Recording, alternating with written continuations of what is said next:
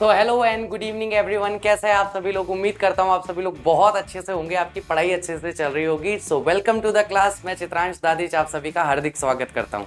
तो गाइज आज हम हमारा सेकंड चैप्टर स्टार्ट करने वाले हैं और चैप्टर का नाम है we are not afraid to die if we can all be together. यानी कि हमें मरने से डर नहीं लगता अगर हम सभी साथ में हो सकते हैं। तो ये बात मतलब ऐसे कि कोई बड़ा इंसान, कोई वयोवृद्ध इंसान, कोई वयस्क इंसान बोले जो मतलब फौज वौज में हो कि भाई अगर हम सब साथ में हैं, साथ में मिलकर लड़ेंगे और मर जाएंगे तो कोई फर्क नहीं पड़ेगा, तो समझ में भी आता है। लेकिन यहाँ पर ये बात एक 6 साल के बच्चे ने कही है, और 6 साल का ऐसा बच्चा जो अपने परिवार के साथ केवल एक समुद्री यात्रा पर निकला हुआ है। तो आप सोचिए कि उस 6 साल के बच्चे के सामने ऐसी कौन सी परिस्थिति आई है जो अपने परिवार के साथ एक सुखद एक समुद्री यात्रा पर निकला है और उनके जीवन में कुछ ऐसा परिवर्तन आया है जिस परिवर्तन की वजह से उस 6 साल के बच्चे को ये बात कहनी पड़ी। आप सभी का हार्दिक स्वागत है, वेलकम ऑल ऑफ यू। एक बार फटाफट से लाइक दबा दीजिए और अपने फ्रेंड्स के साथ, अपने क्लासमेट्स के साथ में इस वीडियो के लिंक को शेयर भी कर दीजिए ताकि ज्यादा से ज्यादा स्टूडेंट्स हमारे साथ इसमें जुड़ सकें। तो चलिए शुरू करते हैं आज की इस कक्षा को। और सबसे पहले देखते हैं कि हमारे चैप्टर का नाम है we are not afraid to die if we can all be together. ये एक वाक्य है, ये एक स्टेटमेंट है। क्या है ये? इसे हम कह सकते हैं ये चैप्टर का ही एक स्टेटमेंट है, किसी के द्वारा कहा गया है। किसने इसे कहा है? तो जॉन ने इसे कहा है। जॉन एक 6 साल का बच्चा है, 6 ईयर ओल्ड एक बॉय है और अपने माता पिता के साथ एक समुद्री यात्रा पर है। अब देखते हैं इसमें हमें कौन कौन से चरित्र या कौन कौन से पात्र हमें यहां पर देखने को मिलने वाले हैं। तो सबसे पहले नैरेटर। नैरेटर का मतलब जो कहानी हमें सुना रहे हैं वो हमें दिखेंगे कैप्टन ऑफ द शिप, जो इस जहाज के कप्तान है। फिर मैरी जो कि पत्नी है नैरेटर की, यानी कि जो हमें कहानी सुना रहे हैं, जो नैरेट कर रहे हैं। नैरेटर किसे कहा जाता है? कथा सुनाने वाले को। जो नैरेट कर रहे हैं स्टोरी को उसे नैरेटर कहा जाता है। और यहां पर इनकी पत्नी मैरी है। इसके अलावा जोनाथन या जॉन, इनका 6 साल का बेटा है नैरेटर का। और सुजैन जो कि 7 साल की एक बेटी है, वो भी लेखिका की। उसके अलावा लैरी और हर्ब, ये 2 लोग हैं। लैरी जो है वो अमेरिका का रहने वाला है और एक क्रू मेंबर है जिसे हायर किया गया था केप टाउन से। और हर्ब जो है वो स्विट्जरलैंड का स्विस क्रू मेंबर है। क्रू मेंबर का मतलब होता है कि जब हम बड़ा जहाज चलाते हैं और जब हम समुद्र में जाते हैं तो विकट परिस्थितियां आती है, तो अब एक आदमी जिसको पाल खींचना है, एक आदमी जिसको दिशा सूचक यंत्र पढ़ना है, एक आदमी जिसको व्हील संभालना है, तो इस एक आदमी ये सारे के सारे काम नहीं कर सकते हैं। ठीक है, एक आदमी, अकेला आदमी ये सारे काम नहीं कर सकता। और अगर हम और सदस्यों की बात करें तो मैरी उसकी पत्नी है, वो थोड़ा बहुत सहयोग कर सकती है, लेकिन जॉन या सुजैन तो 6-7 साल के हैं, वो बेचारे क्या ही सपोर्ट कर पाएंगे। तो इसलिए जब ये समुद्री यात्रा पर जाते हैं तब ये अपने साथ क्रू मेंबर का मतलब है कुछ सहयोगियों को ले लेते हैं। ठीक है, कुछ सहयोगियों को लेते हैं, हायर करते हैं केप टाउन से। तो केप टाउन से 2 लोगों को हायर करते हैं, लैरी को और हर्ब को।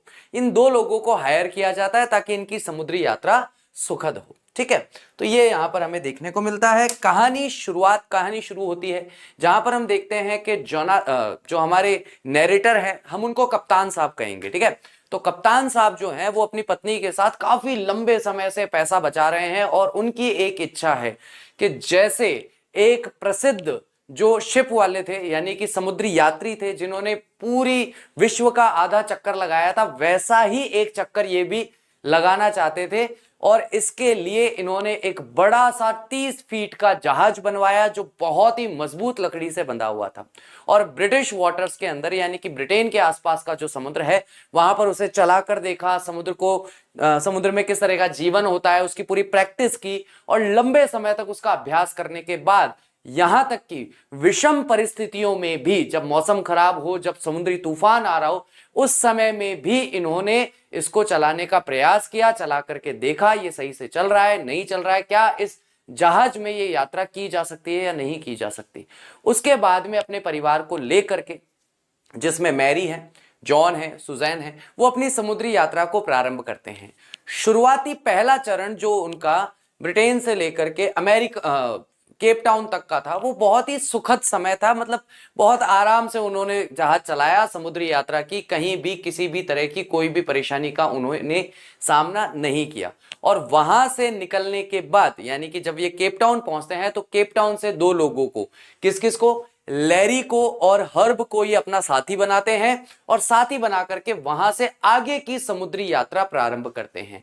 ये केवल और केवल जब 22-23 दिसंबर का समय आता है तब से ही इनकी समुद्री यात्रा में थोड़े बहुत विघ्न आना शुरू होते हैं, लेकिन फिर भी 25 दिसंबर के दिन क्रिसमस का त्योहार ये अच्छे से मना लेते हैं।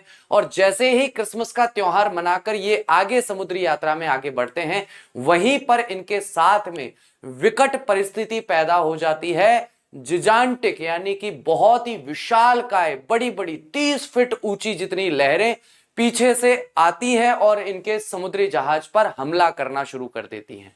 और वहां से इनके जीवन में विकट समय की शुरुआत होती है, मुश्किल समय की शुरुआत हो जाती है, जहां पर इन लहरों से लड़ते हुए, इन लहरों के खिलाफ संघर्ष करते हुए किस तरह से वो अपने जहाज को बचाते हैं, कैसे उनका जहाज जीर्ण शीर्ण हो जाता है, टूट फूट जाता है, कैसे उस जहाज में पानी भर जाता है, कैसे उस जहाज के अंदर जो मशीनें लगी होती है, खास करके जो वाटर पंप्स लगे होते हैं, वो कैसे खराब हो जाते हैं। सुजैन को बहुत ज्यादा चोट लग जाती है, उसके सर पे भी, उसके हाथ में भी खरोंचों के निशान आते हैं। जॉन ऐसे वक्त पर कहता है कि अगर हम सब साथ रह सकते हैं तो मुझे मरने से डर नहीं लगता। यानी कि वहां पर 6 साल का जो बच्चा है जॉन, वो कहीं ना कहीं अपनी मृत्यु को अपने परिवार के साथ ही स्वीकार कर चुका था कि परिवार के साथ ही मेरी मृत्यु होने वाली है। और उसी समय में आगे बढ़ते हुए वो जो कप्तान है कहीं ना कहीं अपना मनोबल खोने लगता है, अपने कॉन्फिडेंस को लूज करने लगता है। और उसका लूज होता हुआ कॉन्फिडेंस देख करके सभी लोग उसे मनाने की कोशिश करते हैं कि नहीं नहीं, आप बहुत अच्छे पिता हैं, आप एक बहुत अच्छे पति हैं, आप एक बहुत अच्छे नाविक हैं, शिप के कैप्टन हैं। और वहां पर वो एक छोटा सा आइलैंड की तलाश में रहते हैं कि अगर हम उस आइलैंड तक पहुंच सके तो हम जिंदा बच सकते हैं।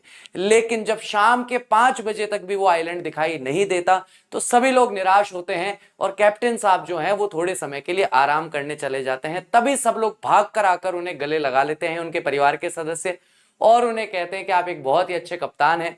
तो बड़े निराशा में कहता है कि मैं अच्छा कप्तान कैसे हो सकता हूं, अगर मैं अच्छा कप्तान होता तो मैं उस आइलैंड को ढूंढ लेता। तभी उसे पता चलता है कि वो उस आइलैंड तक पहुंच चुके हैं, उनका परिवार उन्हें ये चीज बताता है। तो यही है, तो यहीं पर हम यहाँ कहानी का अंत देखते हैं कि कैसे जो शिप कैप्टन है अपनी सूझबूझ से, अपनी मेहनत से, और ना केवल कैप्टन बल्कि कैप्टन के साथ में मैरी के साथ में लैरी और हब, ये भी अपने प्राणों को बिल्कुल त्यागने के लिए तैयार रहते हैं। लेकिन जैसे तैसे भी हो, विकट जो परिस्थितियां हैं, विषम परिस्थितियां जो है जीवन की, उसमें कैसे ये अपने आप को सही रखते हैं, संभाले रखते हैं और उस शिप से अपनी जान को बचाते हैं। ठीक है, तो ये हमारी छोटी सी कहानी है।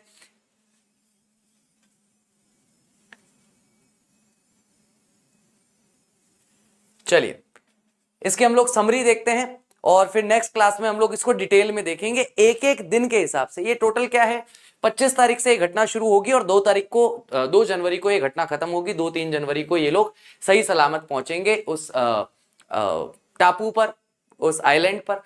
और कैसे प्रतिदिन का इनके सामने क्या समस्या आती है, वो प्रतिदिन की समस्या के हिसाब से इसे हम जब word to word, line to line sentence देखेंगे तब हम उसे और अच्छे से समझेंगे। ठीक है, चलिए समरी देखते हैं। The narrative describes how optimism, determination and strong willpower raise one's spirit and help us overcome all the form of stressful situation। तो नैरेटिव का मतलब है ये कहानी जो है ये डिस्क्राइब करती है, इस बात की व्याख्या करती है कि कैसे आशावाद मतलब आशावादी रहना, है ना। और खास करके आशावादी सामान्य समय में तो रहा जा सकता है, जब जीवन में विषम परिस्थितियां आती है तब कैसे आशावादी रहा जाता है। डिटर्मिनेशन यानी कि दृढ़ निश्चय, स्ट्रॉन्ग विल पावर यानी कि मजबूत जो इच्छा शक्ति है, राइज वो कैसे ऊंचा उठाती है एक इंसान के जोश को, एंड हेल्प अस और हमारी मदद करती है, overcome all form of stressful situation सभी तरह की तनाव युक्त स्थितियों से कैसे बाहर निकलने में, ओवरकम मतलब उस पर विजय हासिल करना है, उससे बाहर निकलने में सहयोगी होती है। The narrator was a 37 years old businessman. कहानी सुनाने वाले यहाँ पर 37 साल के एक व्यापारी हैं। His dream was to travel around the world. उनका सपना था कि वह संसार में यात्रा करना चाहते थे, विश्व की यात्रा करना चाहते थे। थ्रू सी के माध्यम से, समुद्र के माध्यम से। Just like captain James Cook, जैसे कि बिल्कुल कैप्टन जेम्स कुक ने की थी। Which he wished to complete in 3 years, जिसे उन्होंने इच्छा किया था कि 3 साल की इस यात्रा में हम इस यात्रा को पूर्ण कर लेंगे। He was along with his wife Mary, और वह अपनी पत्नी के साथ है, मैरी के साथ। हिज डॉटर सुजैन, उनकी बेटी सुजैन जो कि 7 वर्ष की है। His son who was only 6 years old, और उनका बेटा जिसका नाम है जॉन या जोनाथन, जो केवल और केवल मात्र 6 साल का है। ठीक है। Everything went on well till they sail down the west coast of Africa. सारी चीजें अच्छे से चल रही थी जब उन्होंने समुद्री यात्रा करते हुए वेस्ट कोस्ट जो है, यानी कि पश्चिमी तट जो है अफ्रीका का, वहां तक यात्रा की, और वे इस तरह से सुखद यात्रा करते हुए केप टाउन तक पहुंचे। The trouble started on the second day out of Cape Town. Cape Town से बाहर निकलने के बाद दूसरे दिन, सेकेंड डे, उन्हें समस्याओं का सामना करना पड़ा या समस्याएं शुरू हुई।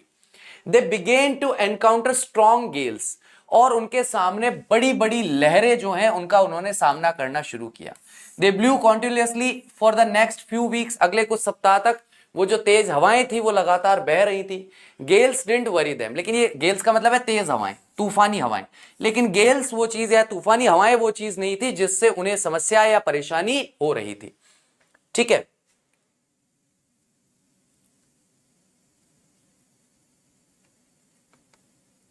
चलिए, but the size of the waves, लेकिन लहरों का जो साइज था वॉज अलार्मिंग अप, वो तेजी से चेतावनी दे रहा था। टू 15 मीटर्स, यानी चेतावनीजनक तरीके से या खतरनाक भयानक तरीके से 15-15 मीटर ऊंची जो है लहरें दिखाई दे रही थी। They rose as high as up to main mast. Main mast कहा जाता है मस्तूल को। देखो, जब एक जहाज चलता है ना तो उसके ऊपर 3 डंडे खड़े होते हैं। एक बीच वाला होता है सबसे बड़ा, उसके बाद इधर और इधर एक एक छोटा छोटा डंडा होता है। तो ये सबसे ऊंचा जो डंडा होता है जिसके ऊपर पाल बांधा जाता है, एक कपड़ा बांधा जाता है, हवा आती है उस कपड़े को धकेलती है जिससे आपका शिप आगे बढ़ता है, उसे मास्ट या फिर मस्तूल कहा जाता है। They accepted the weather to improve on the New Year's Day, और वे एक्सपेक्ट करते हैं, उन्होंने अनुमान लगाया था कि न्यू ईयर की शाम या न्यू ईयर का दिन होते होते मौसम अच्छा हो जाएगा, है ना, मौसम ठीक हो जाएगा। सैडली, दुख की बात है, द वेदर चेंज, के मौसम में परिवर्तन हुआ भी, बट फॉर द वर्स, लेकिन मौसम जो है बद से बदतर हो गया। उन्हें लगा कि भाई 25 तारीख को अगर हालात खराब हुए हैं तो 1 जनवरी आते आते मौसम ठीक हो जाएगा। 1 जनवरी को मौसम बदला तो जरूर, लेकिन ठीक होने की बजाय और बुरा हो गया मौसम, यानी कि और तेज हवाएं चलने लगी, तेज बरसात होने लगी, और ऊंची ऊंची लहरों का सामना उन्हें करना पड़ा। The family celebrated the new year 1977 on board the ship, यानी कि परिवार ने सेलिब्रेट किया, आनंद बनाया न्यू ईयर का जो 1977 का था, उस बड़े से जहाज पर। Next came a phase when the ship was caught in stormy seas. अगला जो फेज आया, अगला जो उनकी यात्रा का चरण आया, वो चरण जो है उसमें शिप जो है वो बड़ी बड़ी स्टॉर्मी सीज के अंदर, यानी कि तूफानी समुद्र के अंदर फंस गया। The weather suddenly became very terrible, और मौसम अचानक से बहुत ही ज्यादा खराब हो गया। The writer thought that their ship would ride over the waves but were heavily caught amidst the stormy situations at the sea। तो यहां पर जो कैप्टन है, लेखक जो है वो सोच रहे थे, उन्होंने सोचा कि भैया ये जो शिप है, ये जो जहाज है, ये इन बड़ी बड़ी लहरों के ऊपर से होकर के निकल जाएगा, बट वर हैवीली कॉट, लेकिन बहुत ही मजबूती से फंस गया वो amidst the stormy situations, यानी तूफानी स्थितियों के अंदर फंस के बीच में फंस गया एट द सी, उस समुद्र में। There was water everywhere, they found the ship to be sinking, और वहां पर चारों तरफ केवल पानी ही पानी था, और उन्होंने पाया कि उनका शिप जो है, उनका जहाज जो है वो क्या हो रहा है, डूब रहा है। बेटा 4-5 चैप्टर हो जाएंगे, उसके बाद पोएट्रीज लेंगे, पहले थोड़े चैप्टर कर रहे हैं, ठीक है। Geetanjali, the condition was extremely helpless, परिस्थिति ऐसी थी जो बहुत ज्यादा भयानक रूप से निस्सहाय स्थिति का निर्माण कर रही थी। एंड वेरी पथेटिक, और उनकी स्थिति बहुत ज्यादा दयनीय हो गई थी। Water was gushing in front from everywhere, और पानी जो है वह रिस रिस करके अंदर आ रहा था सभी तरह से। Debris was floating across the cabins, और डेब्रिस जो है वो एक जगह से दूसरी जगह पर, यानी कि सामान जो है वो एक जगह से दूसरी जगह पर फ्लोट कर रहा था, तैर रहा था पानी के अंदर। The electric pump was also not working, और विद्युत संचालित जो पंप होते हैं जो पानी को जहाज से खींचकर बाहर निकालते हैं, वो काम नहीं कर रहे थे। As it had short circuited, क्योंकि उनके अंदर शॉर्ट सर्किट हो गया था। आपने देखा होगा ना, मशीन चलते चलते ऐसे बिजली की कुछ चिंगारियां चट चट चट निकलती है और मशीन काम करना बंद कर देती है। बस वो जो चट चट चट है उसी को शॉर्ट सर्किट कहा जाता है, ठीक है। They had to keep pumping and steering all night long, उन्हें लगातार पंपिंग करते रहना पड़ा, पानी निकालते रहना पड़ा, और स्टीयरिंग यानी कि स्टीयर करते रहना पड़ा, जहाज को चलाते रहना पड़ा पूरी रात। The writer's daughters had swollen and she had deep injury, लेखक जो है उसकी बेटी का सर जो है वो जहाज से टकराया और उसका सर सूज गया था और उसके अंदर बहुत गहरी उसे चोट लगी। हाउएवर, फिर भी the bravery of the strong willed children is not worthy in the story, लेकिन जो बहादुरी देखने को मिली है इस अच्छी और मजबूत इच्छा शक्ति वाले बच्चों की, वो नॉट वर्दी है। नोट वर्दी का मतलब है ध्यान देने योग्य है या उसे नोट किया जाए, ऐसी उनकी बहादुरी हमें इस चैप्टर में देखने को मिलती है इस कहानी में। ऑन जनवरी 4, 4 जनवरी तक they breathed a sigh of relief after having survived 36 hours of continuous pumping. 4 जनवरी को उन्होंने राहत की एक सांस ली, जब क्योंकि वे सरवाइव कर चुके थे, अपने आप को जीवित रखने में सफल हो चुके थे 36 घंटों की लगातार पंपिंग के बाद, यानी 36 घंटों से वो लगातार शिप में से पानी बाहर पंप कर रहे थे। हाउएवर, फिर भी their relief seem to be quite short lived, लेकिन फिर भी उनकी जो राहत थी ऐसा लग रहा था कि ये बहुत कम समय के लिए है। बिकॉज बाय इवनिंग, शाम तक, that day the sea again witnessed bad weather, क्योंकि शाम तक समुद्र जो है उसने फिर से गवाही दी। विटनेस का मतलब है फिर से, जो समुद्र था फिर से गवाह बना बैड वेदर का, यानी कि बुरे मौसम का। This is the turning point of the story, और यहीं पर हमारी कहानी का सबसे बड़ा टर्निंग पॉइंट देखने को मिलता है। When we see the author consoling the children, जब हम देखते हैं कि बच्चा, जो ऑथर है, लेखक जो है, कैप्टन साहब जो हैं, वो अपने बच्चों को सांत्वना दे रहे हैं, समझा रहे हैं, बेटा सब ठीक हो जाएगा, सब अच्छा हो जाएगा, टेंशन मत लो। It was quite amazing when the children said, और ये चीज बहुत ही अमेजिंग थी, बहुत ही लाजवाब थी जब बच्चों ने कही, we aren't afraid of dying if we can all be together. ये बात किसने कही? जॉन ने कही। This led to the building energy and enthusiasm inside a very extremely fatigued writer.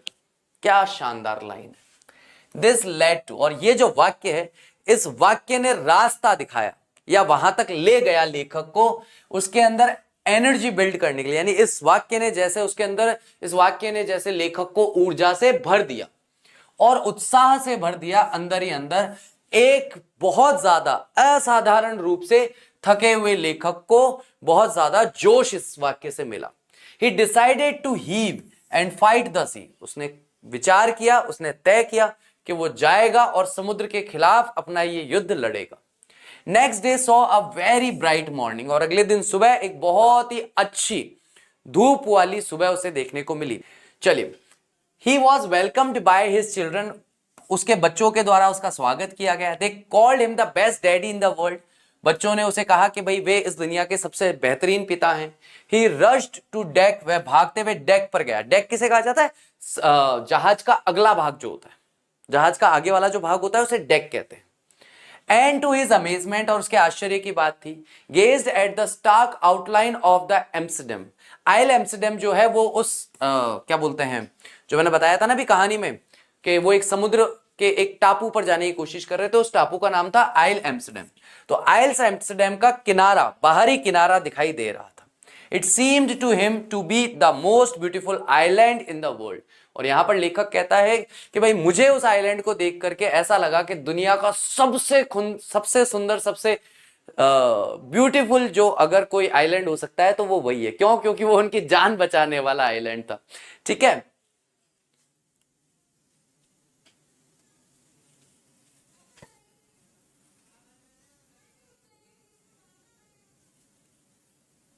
चलिए, दे एंकर्ड ऑफ, एंकर्ड ऑफ का मतलब होता है, देखो एक ऐसा एंकर होता है समुद्र में, जहाज को कहीं भी रोकने के लिए इस तरह का एक एंकर होता है, इसके ऊपर यहाँ पे ये होता है, ये रस्सी बंधी हुई होती है, एंकर डाला जाता है तो उससे वो जहाज रुक जाता है ना। इसके ऊपर आगे एक हल्का सा ऐसा भी बना हुआ होता है, कई बार 3 साइडेड होता है, कई बार 2 साइडेड होता है, कई बार 4 साइडेड होता है। तो उसको ऐसे पानी में डाल देते हैं तो जाके रेत में ऐसे फंस जाता है और समुद्र में जहाज रुक जाता है।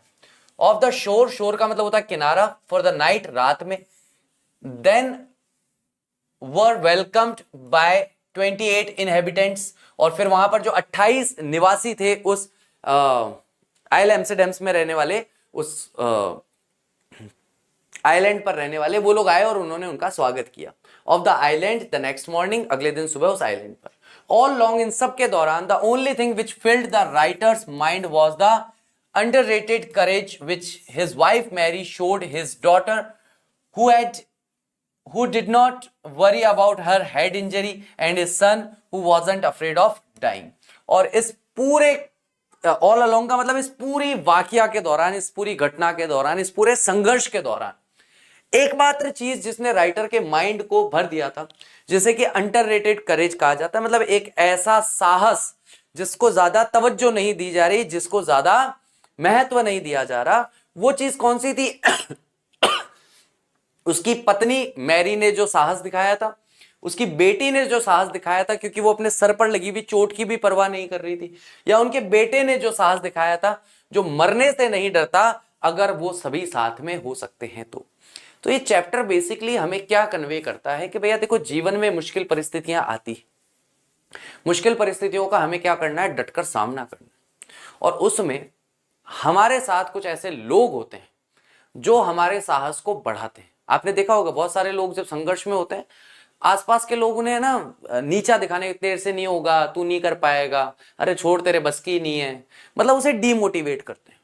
अगर आप ऐसे लोगों से घिरे हुए हैं जो कि डीमोटिवेशन का कारण बनते हैं, आपको डीमोटिवेट करते हैं, खास करके उस समय जब आपको उत्साह या प्रेरणा की जरूरत हो, मोटिवेशन की जब जरूरत हो, ऐसे लोगों से बच के रहना चाहिए। हमेशा ऐसे लोगों का संग करना चाहिए जो लोग आपको सही काम करने के लिए, अच्छा काम करने के लिए सही तरह से प्रेरित करें, और असफलता में, असफलता के समय में आपके सहयोगी बने, ताकि असफलता की जो भावना है जिससे आप अपने आप को दबा हुआ या कुचला हुआ महसूस कर रहे हो, उस भावना से आप बाहर निकल सको और आप एक बेहतर तरीके से निर्णय लेने की क्षमता में आ सको और बेहतर काम कर सको। इसलिए असफलता के समय में जो लोग साथ में खड़े हों, सफलता प्राप्त होने के बाद, सफलता मिलने के बाद उन लोगों को कभी नहीं भूलना चाहिए, चाहे वो लोग जिन्होंने हतोत्साहित किया हो, चाहे वो लोग जिन्होंने प्रोत्साहित किया हो। हमेशा इन दोनों तरह के लोगों को हमेशा याद रखना चाहिए। चलिए, तो आज के लिए इतना ही है। हमारा स्टोरी स्टाइल था, हमने समरी के माध्यम से स्टोरी को और थोड़ा डीपली समझा। मैं चाह रहा था कि आज आप केवल स्टोरी की आउटलाइन ही समझें, क्योंकि ज्यादा डेट्स या नेम ऑफ प्लेस या नेम ऑफ पर्सन ज्यादा याद करने से क्या होता है कि वो स्टोरी का मजा खत्म हो जाता है। तो अब हम जो नेक्स्ट लेक्चर में जो डिस्कस करेंगे, आगे आने वाले यानी कल के लेक्चर में हम जो डिस्कस करेंगे, उसमें line to line, word to word, बिल्कुल बुक के थ्रू पढ़ेंगे, बुक में से ही पढ़ेंगे कि क्या कुछ होने वाला है, क्या कुछ नहीं होने वाला है। अभी तक अगर किसी ने वीडियो को लाइक नहीं किया है तो प्लीज लाइक कर दो। अगर आपने हमारे चैनल को सब्सक्राइब नहीं किया है तो सब्सक्राइब कर दो, और अपने फ्रेंड्स के साथ, अपने क्लासमेट्स के साथ शेयर जरूर करो, क्योंकि मुझे लगता है कि आप लोग शायद शेयर करते नहीं हो अपने क्लासमेट्स के साथ, क्योंकि एक एक बच्चा भी अपने अपने क्षेत्र में अगर अपनी क्लासरूम्स के जो आपके क्लास के जो स्टूडेंट्स हैं अगर उनके साथ शेयर करें तो मुझे नहीं लगता कि इतने कम बच्चे लाइव होने चाहिए।